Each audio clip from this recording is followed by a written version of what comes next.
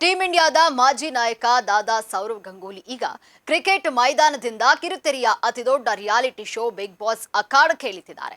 Big boss Bengali ಆವೃತ್ತಿಗೆ ಗಂಗೂಲಿ ನಿರೂಪಕರಾಗಿ ಆಯ್ಕೆಯಾಗುವಂತಹ ಮೂಲಕವಾಗಿ ಬಣ್ಣದ ಲೋಕಕ್ಕೆ ಪಾದಾರ್ಪಣೆಯನ್ನು ಮಾಡ್ತಿದ್ದಾರೆ. ವಿಶೇಷವೆಂದ್ರೆ ಭಾರತದಲ್ಲಿ ಬಿಗ್ ಬಾಸ್ ಇತಿಹಾಸದಲ್ಲೇ ಇದೇ ಮೊದಲ ಬಾರಿಗೆ ಸಿನಿಮಾ ರಂಗದವರಲ್ಲದೆ ಕ್ರಿಕೆಟ್ ಹಿನ್ನೆಲೆಯುಳ್ಳಂತಹ ವ್ಯಕ್ತಿಯೊಬ್ಬರು ಈ ಶೋ ಅನ್ನ ನಡೆಸಿಕೊಡ್ತಿದ್ದಾರೆ.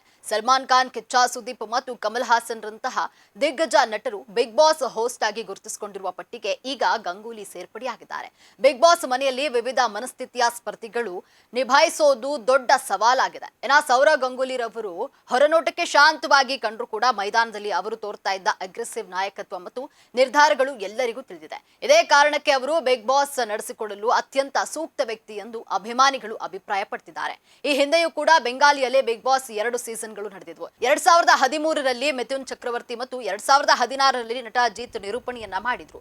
ಶೋ ಅಷ್ಟಾಗಿ ಯಶಸ್ಸು ಕಂಡಿರಲಿಲ್ಲ. ಈಗ ದಶಕದ ಬಳಿಕ ದಾದಾರವರ ಎಂಟ್ರಿಯೊಂದಿಗೆ ಬಿಗ್ ಬಾಸ್ ಬೆಂಗಾಲಿ ಭಾಷೆಯಲ್ಲಿ ಭರ್ಜರಿಯಾಗಿ ಮರಳುತ್ತಾ ಇದ್ದು ದೊಡ್ಡ ಮಟ್ಟದ ನಿರೀಕ್ಷೆ ಹುಟ್ಟು ಹಾಕಿದೆ.